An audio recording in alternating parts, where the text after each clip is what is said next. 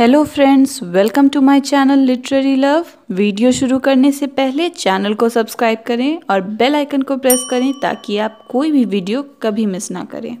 Friends, आज की video में हम बात करेंगे जीएम हॉपकिंस की एक पोएम के बारे में जिसका नाम है द विंडहोवर। इस पोएम को पोएट ने जीसस क्राइस्ट को डेडिकेट किया है और इसकी सबटाइटल भी यही है, to Christ our Lord. Friends, poet का कहना है कि ये दुनिया बहुत ब्यूटीफुल है, बहुत खूबसूरत है और ऐसा पोएट को एक विंड होवर को देखने के बाद लगा है।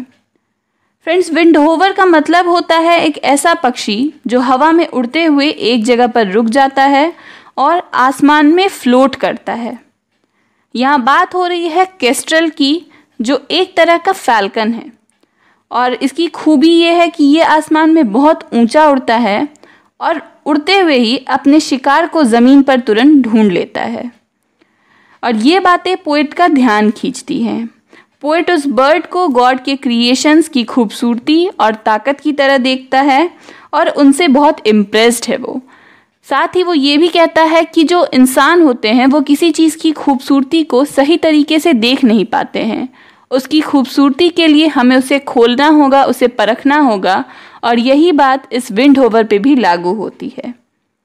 फ्रेंड्स, पोएम एक पेट्रार्कन सोनेट है जो 1887 में लिखी गई थी। इसमें एक ऑक्टेव यानी कि 8 लाइन स्टैंजा और एक सेस्टेट यानी कि 6 लाइन स्टैंजा है। ऑक्टेव में इस बर्ड की जो खूबसूरती है, जो ताकत है, उसे बताया गया है, जबकि सेस्टेट में उस बर्ड को एक रिलीजियस पॉइंट ऑफ व्यू से देखा गया है। फ्रेंड्स, जीएम हॉपकिंस का पूरा नाम था गेराल्ड मैनली हॉपकिंस। वो एक विक्टोरियन पोएट थे, बहुत ही ज़्यादा फेमस थे। उनकी बर्थ हुई थी 28 जुलाई 1844 में और उनकी डेथ हुई थी 8 जून 1889 में। वो अपनी पोएम्स में स्प्रंग रिदम का यूज़ किया करते थे और उनकी सारी वर्क्स में जो थीम्स होती थी वो नेचर और रिलीजन, इनसे ज़्यादातर जुड़ी हुई हुआ करती थी। उनकी फेमस वर्क्स में गॉड्स ग्रैंडियर, पाइट ब्यूटी और द विंड होवर, ये सभी शामिल हैं। तो चलिए फ्रेंड्स, अब पोएम पर आते हैं और इसे लाइन बाय लाइन रीड कर समझने की कोशिश करते हैं। आई cot this morning mornings minion, यानी मैंने सुबह सुबह मॉर्निंग में देखा मॉर्निंग्स मिनियन, एक ऐसी चीज़ को जिसे मॉर्निंग पसंद करता है, जो मॉर्निंग को प्यारा है, यानी जिसे सुबह की जो रोशनी होती है वो पसंद करती है। Kingdom of day lights डॉफिन। Friends, डॉफिन जो है ये एक फ्रेंच वर्ड है जिसका मतलब होता है प्रिंस यानी राजकुमार। तो पोइट यहाँ क्या कह रहा है कि जो सूरज की रोशनी है वो एक तरह की किंगडम है और उसका राजकुमार वही है जो मॉर्निंग्स मिनियन है। Dapple dawn drawn falcon in his riding. Dapple यानी धब्बेदार या स्पॉटेड, डॉन ड्रॉन यानी वो जो सुबह को दिखता है, बाहर आता है, वो फैल्कन पक्षी, उसकी बात हो रही है यहाँ पे। और जो क्या कर रहा है, उड़ रहा है या हवा की सवारी कर रहा है, उसे राइड कर रहा है। तो इन 2 लाइंस में पोइट यही कह रहा है कि उसने सुबह सुबह एक फैल्कन को देखा जो क्या है, सूरज की रोशनी का प्रिंस है वो, और मॉर्निंग उसे बहुत पसंद करती है, सुबह का समय उसका पसंदीदा होता है। Of the rolling level underneath him steady air and striding high there, यानी कि वो बाज ऊंचाई पर उस हवा में बिल्कुल स्टेडी होकर उड़ता है और रोल करता है। हवा उसे बिल्कुल भी परेशान नहीं करती है और वो उस ऊंचाई पर मानो फ्लोट करता है या तैरता है। यानी कि इस बाज को, इस फैल्कन को हवा से या ऊंचाई से कोई फर्क नहीं पड़ता। ऐसा लगता है मानो उसने इन सब पर काबू कर लिया है। How he rung upon the rein of a wimpling wing, यानी कि कैसे वो हवा को बिल्कुल वैसे ही कंट्रोल करता है, काबू में करता है, अपने पंखों को फड़फड़ा कर, उसी तरह जिस तरह एक घुड़सवार अपने घोड़े को करता है। यानी जैसे एक घुड़सवार का अपने घोड़े पर पूरा कंट्रोल होता है, वो उसके रेन को, उसके लगाम को पकड़े रहता है, बिल्कुल वैसे ही हवा की लगाम किसके पास है, तो इस फैल्कन के पास, जो अपने पंखों को फड़फड़ाता है और हवा पर रूल करता है, उसकी सवारी करके आगे बढ़ता है। इन हिज एक्सटेसी, यानी अपनी खुशी में, अपने एक्साइटमेंट में वो ऐसा करता है।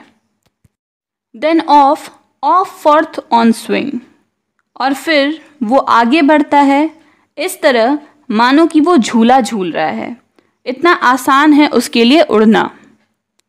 As a skate's heel sweep smooth on a bow bend, यहाँ पर फ्रेंड्स बहुत एलिट्रेशन का यूज़ हुआ है। स्वीप, स्मूथ, बो, बेंड, यहाँ आप देख सकते हैं किस तरह से रिपीटिशन है, एलिट्रेशन का यूज़ हुआ है। तो पोएट कहता है कि उड़ते हुए वो इस तरह मुड़ता है मानो कि जैसे वो कोई आइस स्केटर हो, यानी बर्फ़ पर स्केटिंग कर रहा हो, इतनी स्मूथली उड़ता है वो, लगता है मानो हवा का उस पर कोई असर ही नहीं होता, वो किसी बर्फ़ पर स्केटिंग कर रहा है। The hurl and gliding rebuff the big wind, और इस तरह ये बर्ड हर्ल करता है यानी कि गोल गोल घूमता है, और ग्लाइड करता है यानी कि बिना पंख फड़फड़ाए उड़ता है एक ही दिशा में। तो इस बर्ड को देखकर ऐसा लगता है कि मानो इस तेज़ हवा पर उसका राज है, वो उसे रूल कर रहा है। My heart in hiding stirred for a bird, और उस पक्षी को देखकर मेरा दिल खुश हो गया। वो इतना सुंदर था, इतना ताकतवर था कि मेरा दिल उसे देखकर खुश हो गया, संतुष्ट हो गया। The achieve of the मैस्ट्री of the thing, और वो बर्ड, वो फैल्कन जो था, वो भगवान की कारीगरी, उनके अचीवमेंट, उनके टैलेंट को दिखाता है कि उन्होंने इतना खूबसूरत पक्षी बनाया। वो कैसे एक मास्टर हैं। Brute beauty and valour and act, यानी खूबसूरती और ताकत और काम। O air pride plume here buckle, यानी उसका घमंड, उसकी खूबसूरती, उसके पंख, ये सभी चीज़ें उस पक्षी का एक हिस्सा हैं और ये सभी ही उसकी खूबियाँ हैं। वो इन्हीं चीज़ों से मिलकर बना है, यानी कि वो खूबसूरत है, वो ताकतवर है और वो घमंड भी करता है, लेकिन ये सारी चीज़ें उसे और खूबसूरत बनाती हैं, उसे और भी ज़्यादा ब्यूटीफुल बनाती हैं। And the fire that breaks from thee then, और वो आग जो तुम्हारे सीने से निकलती है, जो तुम्हारे अंदर है, वो आग, वो जोश, a billion times told lovelier more dangerous, वो जितना कहा जाता है तुम्हारे बारे में उससे बिलियन टाइम्स खूबसूरत है और ख़तरनाक है। यानी जो भी लोग तुम्हारे बारे में कहते हैं वो ठीक से नहीं जानते हैं, तुम उससे कई गुना ज़्यादा खूबसूरत हो और उतनी ही ज़्यादा खतरनाक भी हो। ओ माई शिवेलियर, ओ मेरे विंडहोवर, मेरे बहादुर और खूबसूरत bird. No wonder of it, यानी उसमें कोई अनोखी बात नहीं है, लोगों को उसमें कुछ भी खास नहीं दिखाई देता है।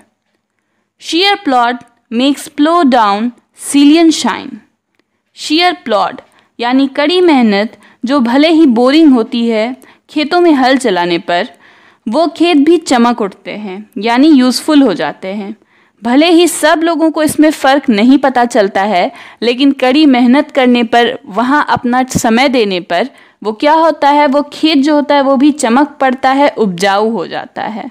भले ही लोगों को लगे कि ये काम जो है वो बेकार है, इसे नहीं करना चाहिए। And blue bleak embers oh my dear, और काले रंग के जलते हुए कोयले, एम्बर्स का मतलब होता है कोयले या अंगारे, तो काले रंग के जलते हुए कोयले, ओ मेरे प्यारे विंडहोवर, फॉल गैल देमसेल्व्स, वो जब आग में गिरते हैं और जलकर खुद को खोलते हैं, वो अपना असली रूप हमें दिखाते हैं कि वो कैसे हैं। एंड गैश गोल्ड वर्मिलियन, तो उनके अंदर एक खूबसूरत रंग दिखाई देता है जो कि लाल है और गोल्डन कलर का है। वर्मिलियन का मतलब होता है लाल, जो खून का लाल रंग होता है वो। तो जब ये कोयले आग में जलते हैं और उसके बाद जब वो खुल जाते हैं, निखर जाते हैं, तो उनका रंग हो जाता है लाल और गोल्डन कलर का, यानी वो खूबसूरत दिखने लगते हैं, वो काले नहीं रहते। पोएट हमें इस पोएम में यही बताना चाहता है कि भले ही लोगों को लगता है कि कोई चीज़ खूबसूरत नहीं है, मगर उसमें खूबसूरती छुपी हुई होती है। खूबसूरती हमारे नज़रिए में होती है, हमें उसमें खूबसूरती ढूंढना होता है।